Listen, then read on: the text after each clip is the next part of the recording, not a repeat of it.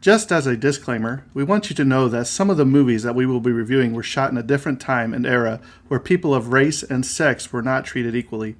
We understand this and hope you do too. The movies or anything that happened on the sets are not the views of this podcast or what this show is intended to be all about. Exactly. And we want to give due diligence in presenting the movie and not the views of the cast or directors or anyone involved. But we also feel it's necessary to let the audience know some of the background information to get a feel for what was happening at the time of shooting the film. Again, we hope you understand that we do not agree with everything that went on, and we just want to give out the information. And with that being said, hope you enjoy the show.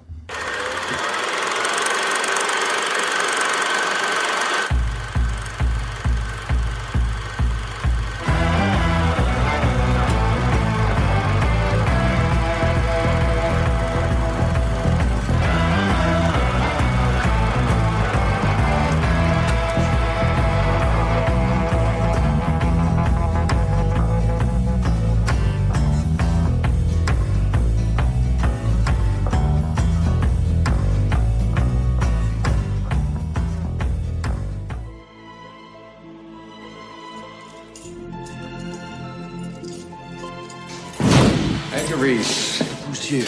It's the brilliant detective who sealed my brutish fate. Remember this, Hobbs? What goes around really goes around. You have a safe trip, yeah? It's on my side. Go ahead! Light up my life!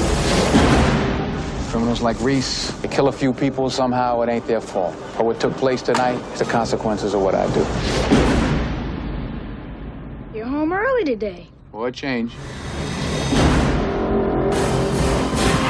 Detective John Hobbs wants to uncover the truth. What does Azazel mean? Now, my dictionary says that evil spirit of the wilderness. Walk away, Mr. Hobbs.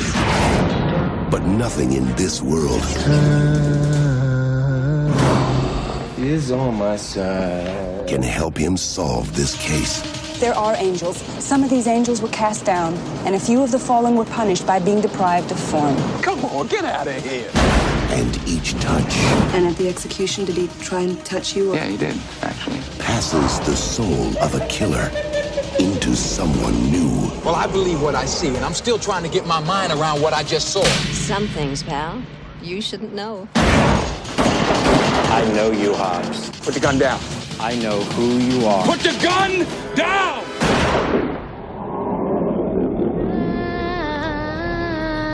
Is on my side. Hey, pal. My work is based upon evidence. And aren't your facts resistant to normal interpretation? Hey, Hobbs. You leave my family alone. I'm still having fun. Denzel Washington, How do we fight him? Is it even possible? I believe it is. John Goodman, Jonesy, you know I didn't do this. I know it is, Hobbs. Donald Sutherland, I know you know more than you're saying. Haven't you done enough, huh? Time is on my side. Fallen. All right, guys, welcome back to the Tragedy of Cinema podcast. I am your host, Jimbo, and today I'm joined by my co-host, Kyle.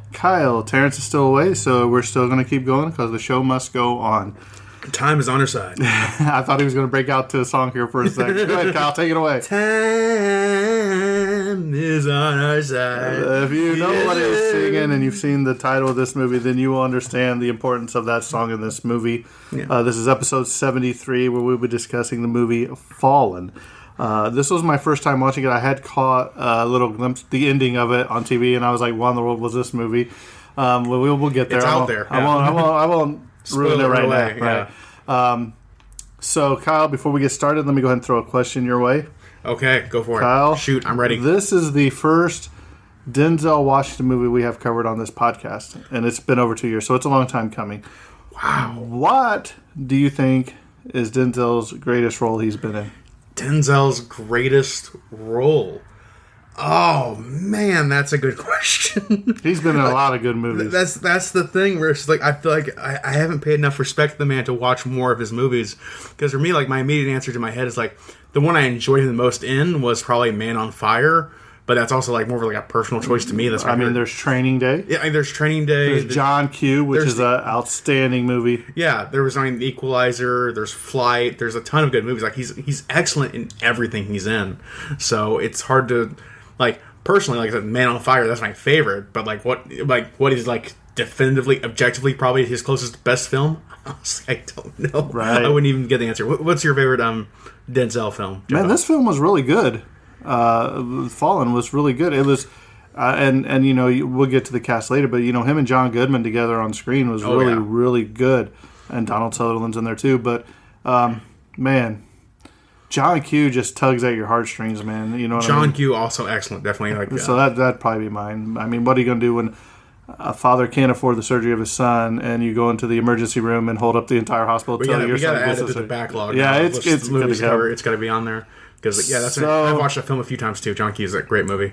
So here we are, episode 73. Kyle, take her away. Take her away. Okay, Fallen. Released on January 16th, 1998. A little more of a modern film this time around. Directed by Gregory Hoblit. Writer was Nicholas Kazan. Producers were Charles Robin and Don Steele. Composer was Dun Tan. Cinematographer was Newton Thomas Sigel. Editor was Lawrence Jordan. Casting director was David Rubin. And production designer was Terrence Marsh. Moving on, we got the opening weekend box office was $10.4 million. Great opening weekend. I mean, pretty excellent for the time at least. And gross worldwide, but in this case worldwide is also just America and Canada, was $25.2 million, which in today's value would be approximately 41.9, close to $42 million. Did you happen to know the budget offhand? What they had to spend? Budget offhand, I do not know it off the top of my head. Have to follow that in the Terrence definitely knew it. He couldn't make it this time, but Terrence had the information on it on hand, I'm sure. They said the budget was $46 million. $46 million. So actually, that sounds like it kind of bombed, unfortunately. But hey, you sell merchandise, you go on TV, you make the money back one way or another after 27 years. So they'll be fine. I think Denzel did well after this still, didn't he? Right, and something that Kyle and I was looking up, and Kyle was just amazed by, is that there was a book written of the movie in 1990. So if you have a copy of this book, you might want to look. It is selling for like $850. Yeah, almost $900 of just like I think it's just an adaptation of the movie in book form. Like they do that on occasion too. I got one for like Pacific Rim and stuff. Right. But I didn't expect to see that. Like mass market paperback, $855. Like what? That's ridiculous. But I imagine it's been out of print. You just can't find it anywhere. So that's pretty crazy. I have to resurrect old copy, put it online someday. All right, moving on to the technical details here. We have a runtime of 124 minutes. The sound mix was in Dolby Digital. Color info, this was color.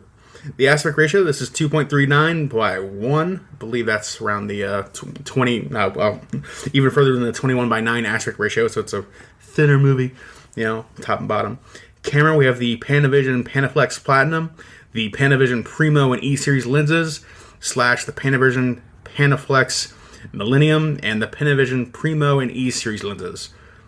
I think I just said the same name 4 times. They're Panavision cameras, guys. That's all I know. Laboratory was Technicolor Hollywood, California, in the US of A. Film length is 3,441 meters for the Canadian version. I believe that's about... I don't realize that was. I haven't marked down either, so I believe it's close around 9 reels, I believe. In today's, in like old terms, so it was that. For the negative format, it was in 35 millimeters on Kodak. Process again was Panavision anamorphic lenses, and print format was 35 millimeters. Next up, moving on to filming locations. This one kind of went all across the US of A. First off, we got Holmesburg Prison in Philadelphia, Pennsylvania, US of A. Pat's King of Steaks at 1237 South Passyunk Pasadena Avenue, Philadelphia, and Pennsylvania, USA for the street scenes. Got to go to Pat's King of Steaks. That sounds like a great place, doesn't it? That sounds like it's either like it's like really really good food, or it's the worst food in the best way. Either way, I'm excited to go. Next up, we got Culver Studios and Washington Boulevard, Culver City, California, in the US of A. And then we got Pennsylvania, USA, of course, New York. Then we got the Bear Mountain Bridge in New York, Los Angeles, California, Philadelphia, Pennsylvania, and the Pine Barrens of New Jersey. Whew. So you think the Pine Barrens was the end scene? Yeah, Pine Barrens is definitely like the end scene and the very beginning scene too. Right. Just like it was the bookends for the show is the Pine Barrens for sure. Next up, we're moving on to Terrence's favorite part and one of my favorite parts and awards. Nothing happened. No, sorry, that's a little too mean. It got 3 nominations. One from the Fangoria Chainsaw Awards. It was nominated for the Chainsaw Award for Best Score for Dan Tun. Just nominated, no clear winner there. Next up in 1999, it was nominated for the International Horror Guild for the best movie of that year and did not win. And then in 1998, it was nominated for the Bram Stoker Award for Best Screenplay and did not win. And that covers the awards for fall of 1998. Moving on, we got my part, which I always do such a great job at. We have the cast right here. Such a great job. You did it at Diddy's at breakfast. I did it at the last minute. Exactly. I got some real, like, I handwrite all this stuff, and it looks like a doctor wrote all this. He does handwrite it. Then he won't be able to read. Then you won't be able to read your own handwriting. It's like Denzel Swishington, right? That's what I wrote. That's what I wrote. Yeah. Okay. So, anyways, we have Denzel Washington as John Hobbs and the movie's narrator. Of course, you'll recognize Denzel Washington from dozens and dozens of movies, such as Man on Fire, John Q, Train Day, The Equalizer, American Gangster. Just incredible actor. Probably the up there. Probably the most famous African American actor of Hollywood today. Probably. I'd probably go that far. He's accomplished a lot. He's accomplished a great deal, and I put him out there I think it was like how many movies he's been in, like Morgan Freeman. He's definitely probably in my top 5 favorite actors. Just because every role he does is just on point. Oh yeah, no, he's a consummate performer. He does everything with so much work and does a great job at everything he does. So, no, it's all his rewards were well deserved in my opinion. Yeah. So next up, moving on, we have the legendary John Goodman playing Jonesy, who's John Hobbs' best friend in this movie, basically. And of course, you'll know John Goodman from Monsters Inc., which we covered just a few weeks ago. Also, of course, Big Lebowski. He was co-star of Roseanne for the Roseanne Show for I want to say 50 years. Was it like 10 Cloverfield Lane? I think he was 10 Cloverfield Lane, another good one. You did not put the Flintstones. No, I did. I put the Flintstones down. I love the Flintstones. He did pretty good as Fred. He did a decent Fred. I want to say didn't he return for the sequel too? I believe he did. I believe he returned for the sequel, but they got a different actor to be Barney. Barney, yeah. But yeah, John Goodman, also a legendary actor, love him to death, and he's also in Kong Skull Island was like the last thing I remember him being. And besides that, I don't know what he's done recently, but I'm sure he's doing good work. It's always good to see John Goodman. Next up, we have I'm going to mess this up. Imbeth Davidwitz, I believe that's name, playing her name. She's playing Greta Millens. You'll recognize her as basically the teacher from Matilda, the love interest, mother and grandmother in Bicentennial Man. Wow. She wore many hats in that movie. I like Bicentennial Man. That's one of my little gems I find a little favorite. She's also in the entire Evil Dead series, Evil Dead 1, 2, and Army of Darkness. And she was in Schindler's List, so has a great career in her own right as well. Next up, we have the third police officer. We have Donald Sutherland, who plays Lieutenant Stanton. Donald Sutherland, also a legendary character actor in his own right, been in dozens of films easily. I don't have the full list on hand, but he was in the MASH movie. He was in my favorite World War II movie, Kelly's Heroes. He was in Invasion of the Body Snatchers. He was in the Hunger Games movies and Space Cowboy and many others. So Donald Sutherland, great to see around here. And then next up, we have the late, great James Gandolfini playing Lou. James Gandolfini, of course, known for his legendary role as Tony Soprano in The Sopranos show. Deeply miss that guy. Wish he was still acting today, but of course he passed away, I want to say about 5 years ago now. Sad deal. He was also, his last movie was Enough Said. Also appeared in the movie True Romance. and a 2009 adaptation of Where the Wild Things Are, that kids movie that was really, really good. So James Gandolfini, just a legendary actor, perfect actor. Wish he was still doing stuff today. Unfortunately, he passed away. Yeah. Next up, we have Elias Koteas, who Jimbo did they should have nailed down in my head. I gotta say it first and foremost. He was in the Teenage Mutant Ninja Turtle series as Casey Jones. Hockey mask. Excellent. That is.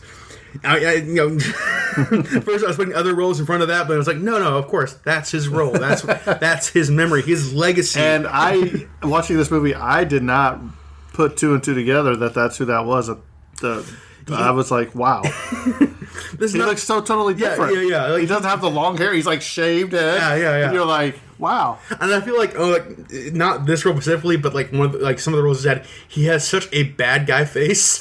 In such a weird way. Like, it's such a weird profiling thing that Hollywood does, where almost all his roles are usually bad guys. Casey Jones, the one time you really get to play a good character. But he's kind of a bad guy playing as a good character. Yeah, bad boy being a good guy. Yeah, bad boy hero. But still, Elias Koteas, like, he was in he plays the character Edgar Reese.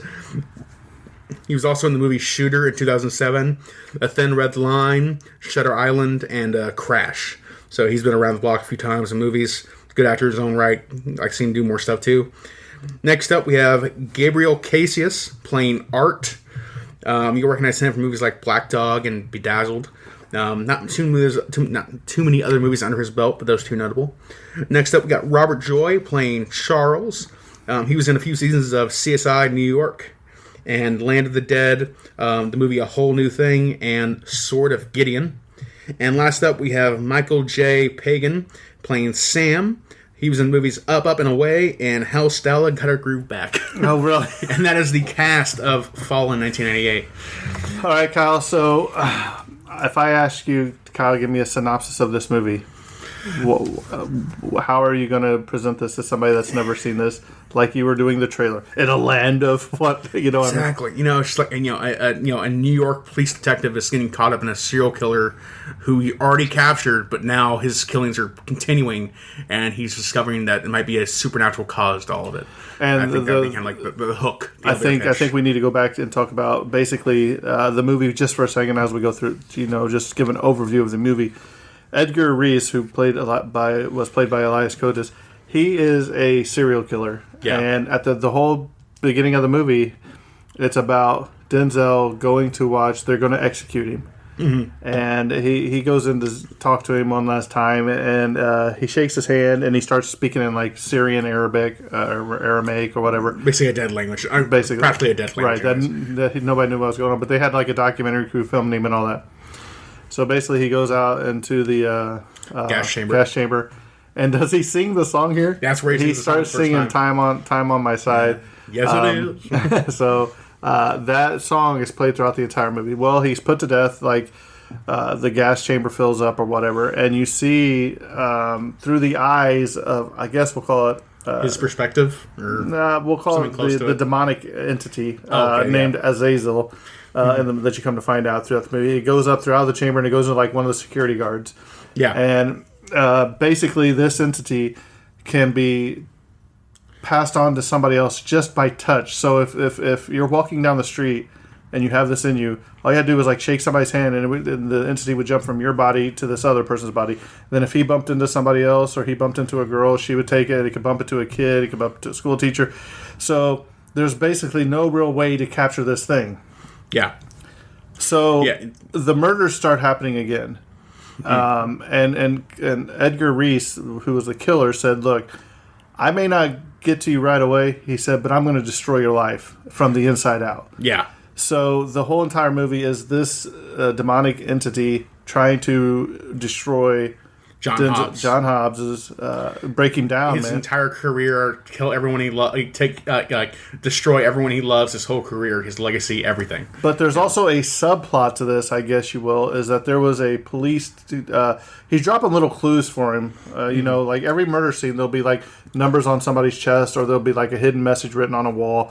And finally, like the first one was what becomes between this, and you go back to the police station, and on like the Policeman of the Year award or whatever, there's 2 names missing. Mm-hmm. So he's dropping subtle hints about, hey, so this gets Denzel going, and he starts, basically this subplot is, why is this cop dead? Was it murder? We don't know what's going on. Essentially he goes on an investigation, find out that a similar process has happened to a cop before. That this isn't the first time that Azalea, at least this demonic force, has destroyed another police officer's life and played this game and won. Right. So it hits him discovering and figuring out a way to try and hopefully beat the demon.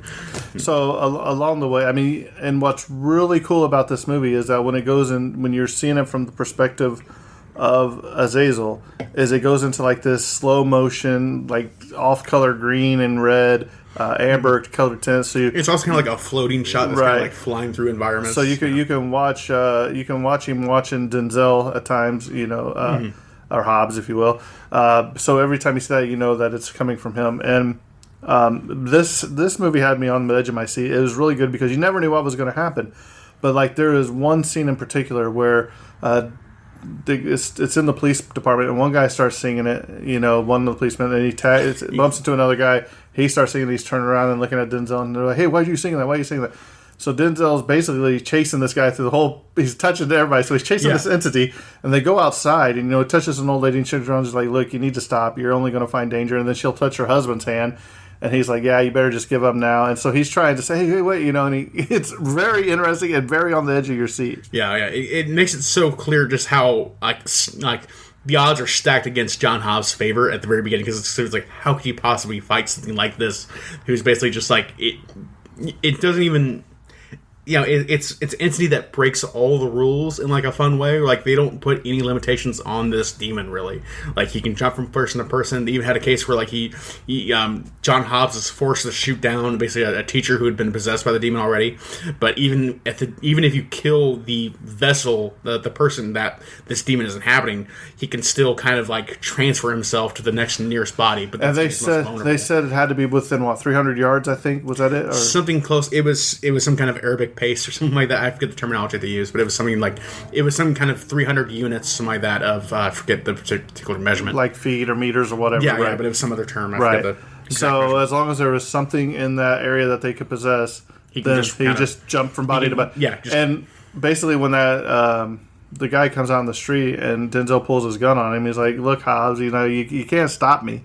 And you see as soon as the guy draws his gun to shoot Hobbs and Hobbs kills him, you see the demon just go up and just go into that lady. That lady is creepy. And she just starts talking smack to him. "No, you really think that you could stop me that easily or whatever?" And so now the cops come. Now Denzel's in trouble. Now they make him turn in his gun and his badge. So along the way, he runs into, I forget her name in the movie, Greta, I think. Yes, Greta Millens. He runs there, and her dad was part of the whole. Her dad was the police officer who had been basically framed by the demon, basically. Right, and so she doesn't want to help him at first. She's like, "Look, you just need to leave it alone. You need to go away. You don't want any part of this." Yeah, her only path to survival is distance in her mind. If I just stay away from everyone, maybe I'll survive. Which seems to be actually the working plan for her and maybe the best course of action. But Denzel wants to fight the demon basically and try and solve this crime.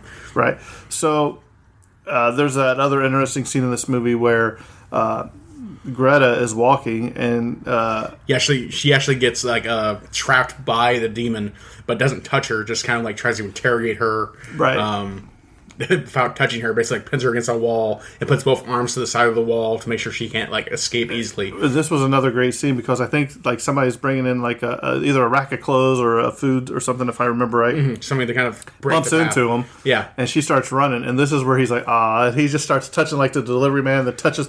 It's like a chain reaction, as she's running. All they're doing is reach out and touch the person in front of them, so it's very right on her tail. It's really good. It shows just how instantaneous his rule is. It's not some kind of a thing where he has to leave a body then goes back in. It's instantaneous. The moment he makes contact with somebody else, he's already inside that body and taking full control of it, and he's moving on to the next body. And it's a really cool demonstration of just how incredibly powerful this entity is and how dangerous he is. And I think she ends up jumping into a cab, and doesn't he break the window or something? Yeah. The vessel, the body basically busts his head through the window to try and break in there, and then the taxi driver drives off immediately because he also freaks out. She drives off, flips away. him off the car or whatever.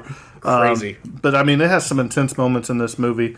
So basically, Hobbs just keeps pushing her for information, and Hobbs has a brother and he has a nephew.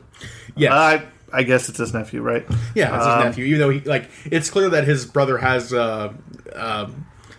mental deficiency of some degree, right? Either from birth or from possible drug habits or something like that, possible permanent effects from that. And and his nephew is essentially like his surrogate son that he kind of takes care of in a meaningful way, right? So he takes care of both his brother and his brother's son, right? So, and Denzel's caring for him. He lives with him, but that Azazel just keeps coming after him, and it gets to the point where he's still killing people, and it even he kills his brother. Mm-hmm.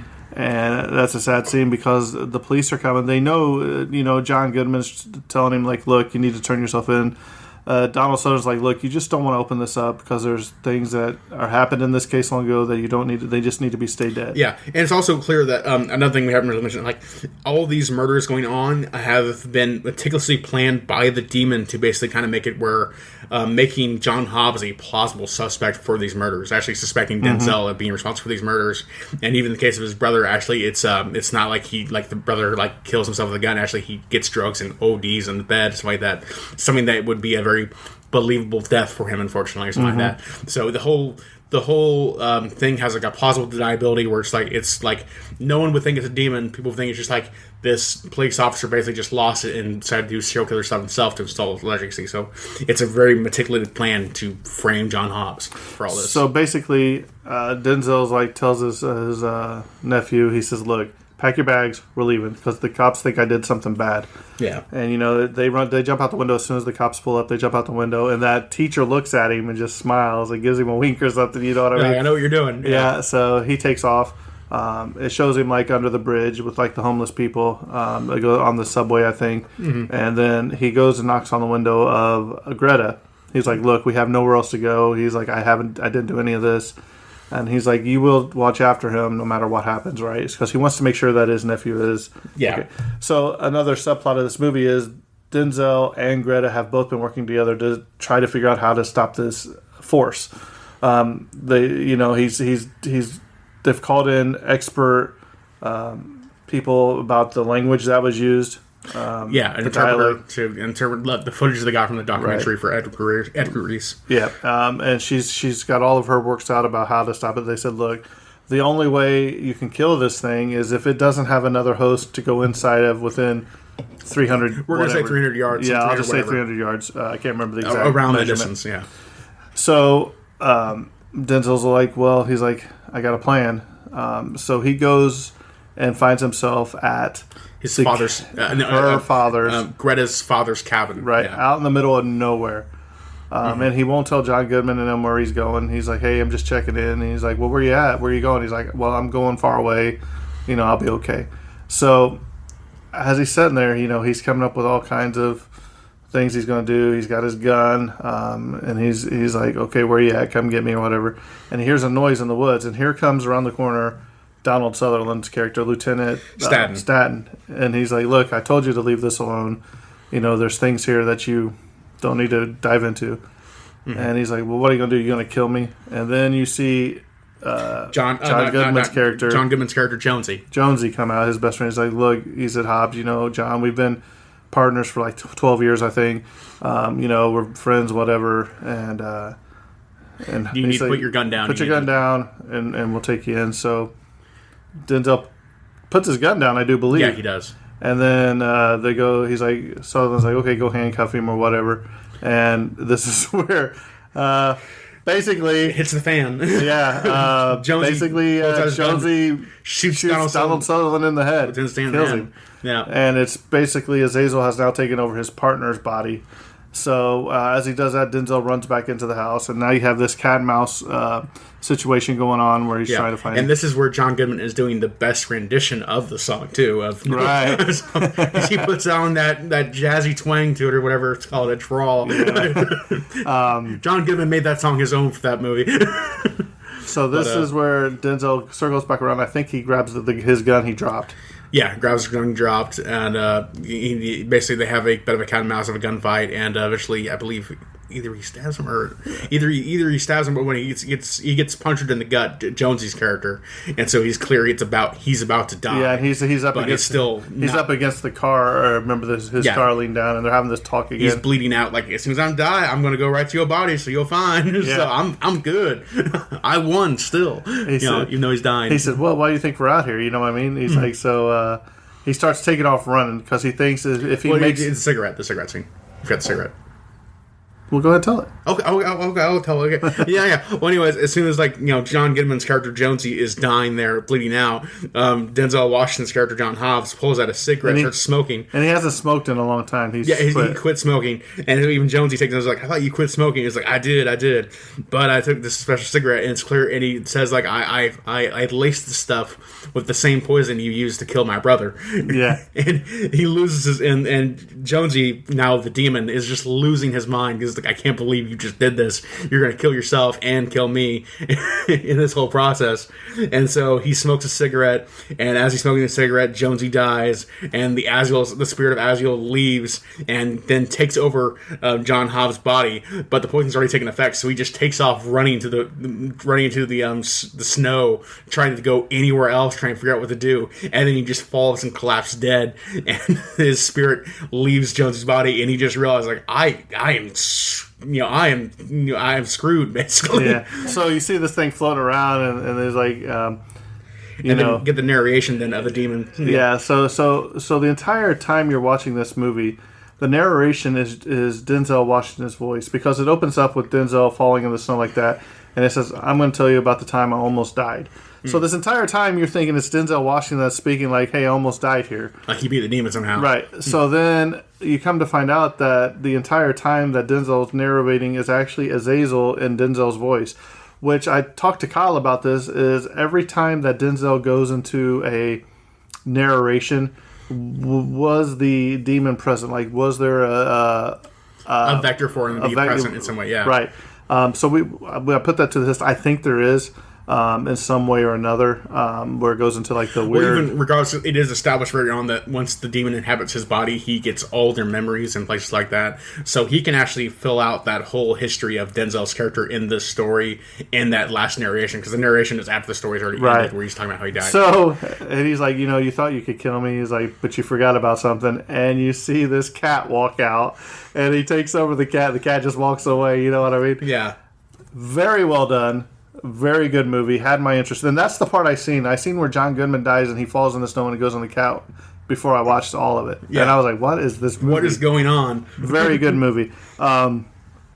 We'll talk about a few things real quick. So basically, during the pre-production, Elias Koteas, traveled to Ohio to meet a man who could speak Syrian Aramaic to help him with his dialogue. The man was, "Sure, I'll help you." He's like, "But guess what? We're not going to use the curse words that you want me to use for my religious reasons." Mm-hmm. So they were like, well, they just found somebody else that would do it. And he's like, "Yeah, well, no problem. I'll do it for you." We got to get it done for the script. It's about the story necessarily. Denzel, I also respect that. The guy didn't want to use the language. Denzel, for preparation for his work, rode around with local detectives to prepare for his role. He also learned that some cops carry a second pair of shoes in the trunk of their cars while on duty, since the shoes they were wearing would occasionally get blood on them at murder scenes, so they probably had to bag them for evidence. So I like it when actors and actresses, like Jodie Foster did it in Silence of the Lambs, where they go and work with the individual careers that they're being put on. You know what I mean? Mm-hmm. So here in a second. So also that John Hobbs, his name, is actually based on two philosophers from the 17th century. Yeah. Thomas Hobbes and John Locke. Yeah. Yeah, but I agree with you, though. I think it's actually pretty cool when actors do the professional thing where they try and get experience on the job of the characters they play. So, like you said, Jodie Foster and Sounds of the Lambs doing that. And also appreciate a lot when, other professions, too. I know a few actors like what was his name? He was in Star Trek and Charlie Bartlett. He did like roles to become actually like psychologically. He did like small therapist work in the Charlie Bartlett movie. So he actually did the work to actually read psychological textbooks to actually become qualified to be a therapist. Basically, That sounds terrible. I know. It sounds like an insane amount of work for just like one role, but he did the whole thing, and pretty incredible stuff there. And a lot of actors go that far, or so like I can't remember the name. The guy who plays Happy Hogan in Iron Man, Jon Favreau. Jon Favreau did a whole thing of like actually learning how to be a proper chef for his movie. I believe it was actually just called Chef, but similar stuff where like actors go to these tremendous lengths to learn the ins and outs of those professions and get all the fun stuff to be as accurate as possible. So I agree, very cool. So back to John Hobbes' two names of the 17th century philosophers, Thomas Hobbes and John Locke. Hobbes thought that men were evil and needed the constraints of society to make them better. Locke thought that men are thinking, rational creatures capable of peaceful coexistence. Very interesting because you see both of those themes in this movie. You know what I mean? You can see both of them. Absolutely, I agree. There's definitely echoes of that in the whole story. The role of Jonesy was written especially for John Goodman. He said, I want this guy to be him, so he wrote it as if John Goodman was playing a character. Now, I always wondered when they write something like this for somebody and they turn it down, do they have to go back and rewrite stuff? I know they do. Like they do even like casting calls today and in the past of like we want a John Goodman like or we want a this actor like a Denzel like, and then the real actor comes in auditions and still doesn't get the role. So even if you're writing the role for John Goodman, if you don't get it, they still always find somebody in the place that's fits pretty well, surprisingly. But yeah, it is funny when it doesn't happen like that. But still, yeah. The very first day of shooting was going to be the scene where Hobbes comes to the cabin for the first time. There was a torrential rainstorm that passed through the area at the time. So the producer, Charles Roven, decided, hey, I'm going to go ahead and send the equipment truck out to location very early. And then they had to reschedule, or earlier in the schedule because it was so early, because it was still dark. However, due to it being dark and rain falling heavily and visibility being poor, on the way to the cabin, via the access road, the truck hit a tree, completely blocking off the road. By the time the truck was cleared, it was nearly nighttime again, and no shooting could be done in the dark. So one day into production, the film was already one day behind schedule. Charles Roven said that this first day was the worst day of his entire career. I bet. Here you are spending God knows how much money just for one day of production, $100,000 probably, and like have everything go wrong right at the beginning of production. And you have to shoot that scene at a certain part, certain time of day because that affects the end of the movie. You got to get it done. Yeah, right. You got to get it done. You got to get it done right, and everything went wrong. Oh man, I feel so bad for him.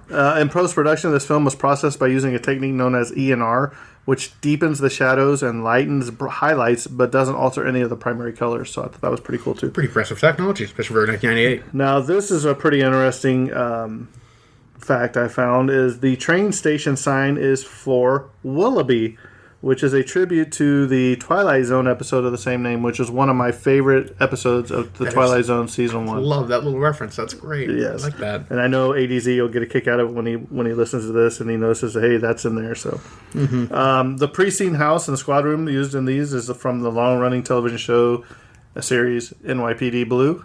Do you remember NYPD Blue, Kyle? Never was a little before my time, but yeah, it's a good show. Arnold Schwarzenegger was considered for the role of John Hobbes. You know why?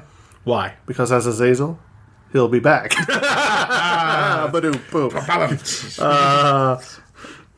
Let's see here. All the scenes involving Reese were shot at the start of principal photography. The Gregory Hoblet was so impressed with the physicality of Cotillas' performance that he insisted everyone who subsequently became possessed by Azazel must move in a similar manner. So actors Robert Joy, who plays Charles Ullman, James Gandolfini-Liu, Bob Roonmake, who plays the schoolteacher, and Tara Carnes, who plays the young girl, all studied Cotillas' performance before shooting their own possessed scenes. That's really impressive. That's impressive that just from his physicality in the performance, outstanding. Oh yeah. Like he comes off as an incredibly like aggressive, almost like not necessarily animal-like, but definitely like a predator of the scene that he's in. Where like even when he's in a cage, it's clear that he's a dangerous person to be around to. Right. So he's kind of like Silence of the Lamb, Hannibal Lecter. You know, they got him in the cage, and he's still manipulating people from the I outside. agree. They're definitely channeling a lot of that energy for sure. You know, this is terrible here. So you know the scene where Hobbs tells Sam, "Hey, your father's dead." Blah blah blah. Verbatim. Hey, your father's dead. Blah blah blah. That's basically what it is. And the kid's like, "I know." You're right. You're right. I mean, if you listen, that's all I got. They didn't do much of that scene. They didn't deliver that. Man, this kid's going to be destroyed. Like, if I was told, yeah. And he's just like, I know. He's like, okay, whatever. It happens. Dads die. So, the production team sent a courier to a lab in New York to have the sound and images processed. However, on the way, a journey involving 2 taxis and a 2-hour train ride, the courier lost the sound for the scene. Oh my gosh. You had one job. One job. You had one job. So they actually took out newspaper ads, they took out TV ads, they took out radio ads, asking anyone who have found it, please return it, even offering a reward. In the end, although many people reported finding lost sound footage, it was never the footage from Fallen. Are these people just losing sound from all kinds of movies? That or just something? sounds like the worst. So somewhere ever. out there, there is this footage of the Fallen that people need to find. An actual good lead scene that's like worth having. Ultimately, reshooting was impossible, and it was felt ADR would not be able to recapture the emotion of the scene. The filmmakers ended up using the sound from the video assist machine. The sound was recorded on high 8 tape. They sent the sound to a sound effects lab, which was able to pull up the sound to the point where it could be used in the film. Wow. So, wow, they lucked out. It's a hard save. Yeah. Yeah, wow. I bet, that guy said that the truck getting stuck was the worst day of his film. That might have been the second. That might have been the first if they could have figured that out. It's the worst day so far. That was the first day, but my second day. Yeah. The Demon Vision footage in the film was shot using a film stock called Ektachrome, which is developed for stills photography. Additionally, the scenes were all shot at 6 frames per second and printed at 24 frames per second, meaning each frame is exposed 4 times. Coupled with camera movements, this technique gives a blurred, streaky quality. A mesmerizer lens was also used, which allows the camera operator to cock the lens several degrees to the left and to the right, which is very visible and very well done. Yeah. Definitely gives that disorienting kind of flavor to it. Fans made a cut of this film called Azazel, and it has an alternate ending in which Azazel does not win, and also omits the narrative voiceovers. Fallen Azazel cut. Have to find that online somewhere, maybe. Maybe. Might be worth it. So, Kyle, what do you think of this movie? I'm not going to overpraise it too much because I didn't think it was that great, but it was a good movie. It felt like maybe it was even more appropriate for as like a TV show in my mind, where like it just it's hard to balance the supernatural and real world stuff specifically in one story like this, in my opinion, anyways. But overall, it was a good film. It did a solid enough effort for its performances, especially like it didn't deserve to underperform at the box office. I feel like this movie could have been perfectly fine, succeeding, making money because Denzel and John Goodman and Donald Sutherland are all putting in amazing performances in. So it's worth the money. It's still a good production. It's just not like the best film ever. Like it's one of those movies kind of like could have came and went without making a big splash, but still could have made a little bit of a splash. So overall, like I think it's a pretty good film. This is like a 3 out of 5 movie, close to a 4 out of 5, somewhere around there. Where like I think it's solid, if not like maybe my particular shtick, but I think it's still pretty good. Jimbo, how did you feel? I'll have to agree with you. I think it's for somebody that's never seen the movie. It kept my attention the entire time. Mm-hmm. From the opening scene where he goes in there and he's just basically blowing off the guy in the chamber like whatever. Denzel is, and you're gonna fry. I'll see you never. Hopefully, you know what I mean. The performance of him, Reese, the performance of Denzel, the performance of John Goodman, Donald Sutherland, but man, it held my attention. If you've never seen this movie, at least see it once. It's very, I guess a thriller is more. I put it in the same rank as Silence of the Lambs. I think as far as the genre. Oh, in terms of genre, yeah, I would agree with you on that. I feel like it's like it bit off a little bit more than it could chew for its 2-hour runtime, and I feel like the writing just needed like another kind of like just a little bit more to it, a little more time in the oven, basically, to kind of cook and get everything nailed down right, so it was clear to the audience what was happening and how every character really worked. Right, because you never got the emotional connect of John Goodman and the little boy. You know what I mean? At the end of it or whatever. Especially when his brother died, you thought there would be more of a bonding moment there. And I thought Azazel was going to go after the boy. I thought if they did that, this would literally destroy Denzel Washington right here, and he would just be done. And here's another question I have about this movie. He could have went in and just attached himself to Denzel at any time and made him do whatever he wanted and ruined his life that way, but I don't think that was his plan. His plan was, I'm going to make you self-destruct. Yeah, make you self-destruct to the point where I've destroyed everything in your life, then I'm going to kill you. That was the whole idea. Like, he wanted to play that game like he's the cat and Denzel is the mouse the entire film.